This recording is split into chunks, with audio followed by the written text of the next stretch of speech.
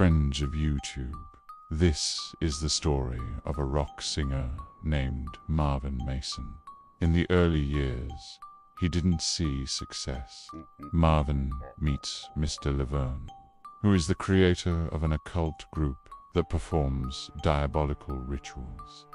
Mr. Laverne invited Marvin to a ritual, and in the middle of the ceremony, Marvin made a request.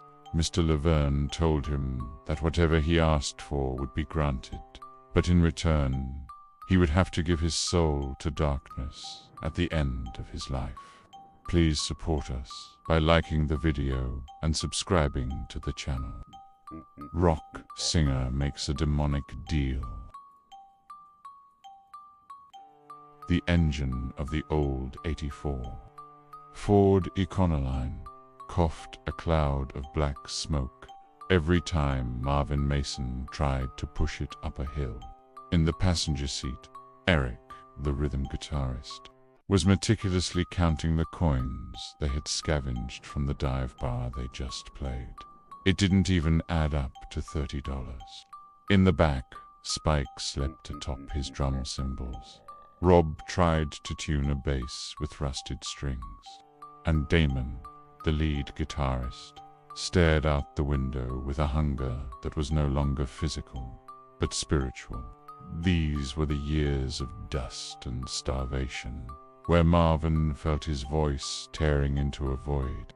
The band, christened Iron Shroud, was a dying animal. They ate instant noodles heated on the engine block and slept huddled together, smelling of sweat and failure. Marvin, the leader, felt the weight of 4 destinies on his shoulders. He saw Eric losing faith, Spike sinking into cheap booze to forget the family he left behind, and Damon, whose talent was too vast for damp Ohio basements, beginning to look at other projects.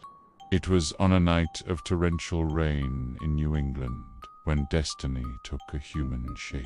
A man of anachronistic elegance, wearing a tailored suit that seemed to repel water, approached Marvin after a gig where only 3 people showed up. He introduced himself as Mr. Laverne. He wasn't a conventional talent scout. His eyes had the depth of a dry well. He invited Marvin to a private estate, a mansion hidden behind a veil of mist and myth. Marvin, desperate from the silence of record labels and the cold in his bones, accepted. What he found was not a party, but the core of an occultist group that seemed to pull the strings of reality itself. The air in the basement of Laverne's mansion was heavy like lead, thick with black incense and the echo of chants in dead languages.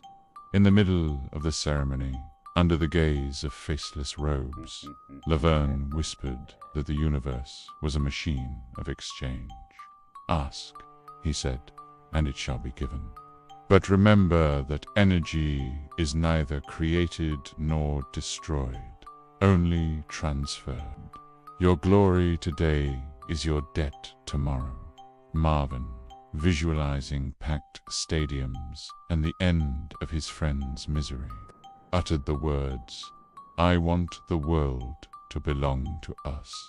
The pact was sealed not with blood, but with a shadow that detached itself from the wall and anchored into Marvin's chest. The condition was clear: total success until his last breath, at which point his essence would become part of Laverne's darkness. The change was violent and electric. In just 6 months, Iron Shroud went from vans to private jets. Their first single, Soul Trade, became a global anthem. Money flowed like an overflowing river, and with it, chaos. Eric went from counting pennies to burning hundreds in Beverly Hills mansions, losing his identity in a spiral of obsessive collecting and isolation. Spike, the drummer, found in fame a validation that turned into a pathology. His parties were legendary for their perversion, a desperate attempt to fill a void that Marvin Pact had indirectly created in all of them. Rob, the bassist, became obsessed with plastic surgery and eternal youth, as if he sensed that his time was borrowed. And Damon, the virtuoso, began to hear frequencies in his guitar that no one else could, composing riffs that induced trances in the masses, becoming the sonic architect of a dark religion, where Marvin was the deity. World tours became massive rituals. From the stage, Marvin watched thousands chant his lyrics. But sometimes, between the strobe lights, he saw the figure of Mr. Laverne sitting in the VIP section, always young, always watching with the smile of an owner. Success brought excesses that would have killed any mortal, yet they seemed protected by an invisible armor. Marvin could drink gallons of whiskey and wake up with a perfect voice. They could collapse and rise as if nothing had happened. However, the price began to be collected in their sanity. Marvin noticed his shadow didn't always follow his movements. Sometimes, in the mirror, he saw a face that wasn't his, but a mask of pure despair. 20 years of absolute reign passed. Iron Shroud was the biggest band in history, but the music now sounded like a lament.